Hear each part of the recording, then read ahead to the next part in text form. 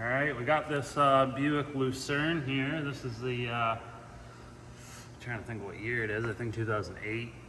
And we got an oil pressure switch that's decided to leak on it. And they leak right through the connector itself. You can see I've just zip tied it off there to that hose, the power steering line. But it does go back in here. And you can see that I've just taken a fitting and put some thread tape on it and threaded it into the hole to get the customer back up and running. So now it's back and we have our oil pressure switch here.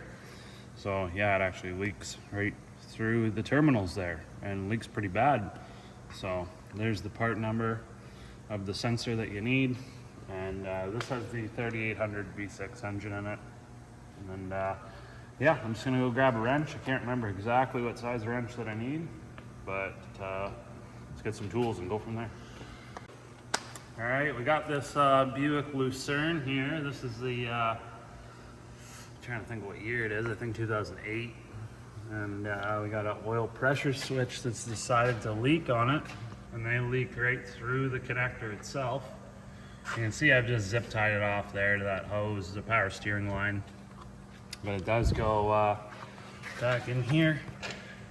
And you can see that I've just taken a fitting and put some thread tape on it and threaded it into the hole to get the customer back up and running. So now it's back and we have our oil pressure switch here. So yeah, it actually leaks right through the terminals there and leaks pretty bad. So there's the part number of the sensor that you need. And this has the 3800 V6 engine in it. And yeah, I'm just gonna go grab a wrench. I can't remember exactly what size wrench that I need, but let's get some tools and go from there. Okay, so I'm just taking this plug out that I installed like a couple weeks ago. Looks like it's holding up well, nice and dry, no oil stains. Now, when you go to do this, obviously you're gonna wanna have a drain pan underneath or an oil bucket or whatever if you're working in a shop. And it's gonna leak some oil. Won't leak a whole lot of oil. It's not gonna drain the whole engine, but it'll probably leak like 300 milliliters of oil, something like that. So yeah, you can see it's gonna leak some oil. It's gonna make a mess, but it's not gonna leak a crazy amount of oil, so you don't have to worry about being quick about it or whatever. Yeah, it was just a few drops. Yeah. All right, just threading this thing back in. And I was actually really only be able to get to it with that adjustable wrench.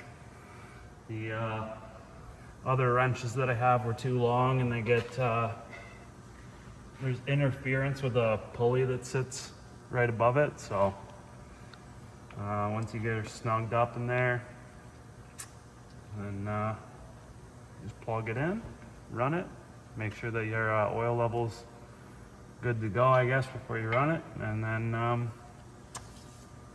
just make sure it doesn't leak. So this part number is the wrong part number. We actually ordered the wrong part. We'll put in the description the correct part for this vehicle, which is this one.